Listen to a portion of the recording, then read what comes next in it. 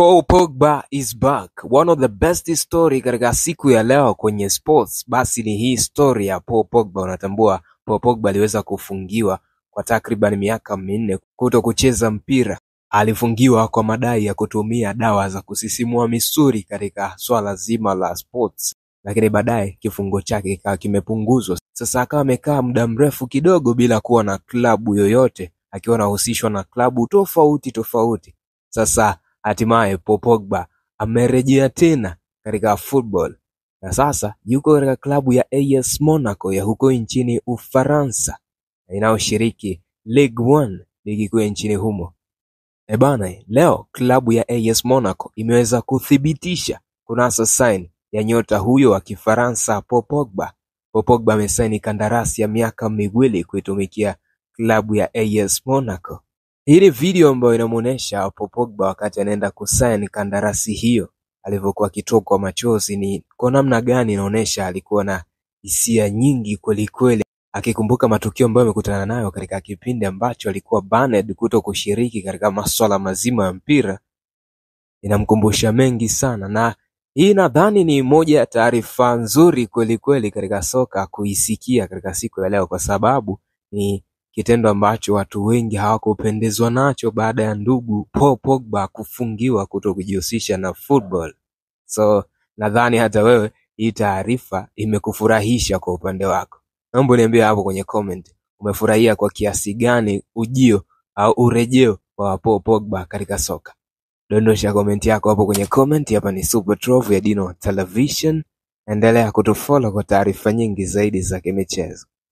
Paul Pogba is back baada ya kipindi kirefu kweli bila kumshuhudia nyota wa Kifaransa Paul Pogba uwanjani. Hatimaye Paul Pogba anarejea akiwa na klabu ya AS Monaco.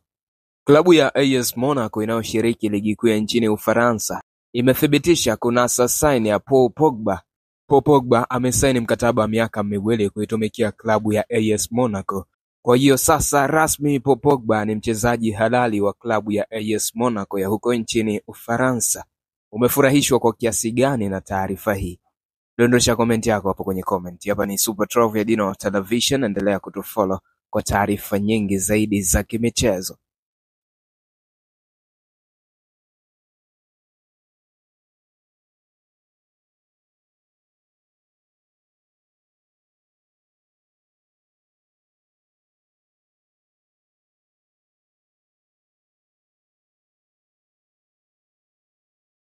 Azam Football Club imethibitisha kuagana na nyota wao wa Kigambia Djibril Silla. Djibril Silla anaondoka Azam Football Club akiwa amecheza michezo 68 na kufunga magoli 21 na asisti 10. Kupitia katika ukurasa rasmi wa Instagram wa klabu ya Azam wameweza kuposti posta hii, wakaandika Edu Silla the Killer 2023-2025. Kutoka mwaka 2023 mpaka 2025 alikuwa akitumikia klabu ya Azam Football Club. Katika caption wameandika thank you for the memory in our club Starboy Djibril Silla. We wish you all the best. See you next time champion boy. #we are Azam, #team bora bidhaa bora. Hiyo ndio posti ambayo Azam Football Club kupitia ukurasa wao rasmi wa Instagram wameweza kuiposti wakimuaga nyota wao Djibril Silla. Vipi, umeionaje thank you hii? Unahisi ulikuwa ni wakati sahihi kwa klabu ya Azam kuweza kuachana na nyota huyo wa Kigambia Djibril Silla?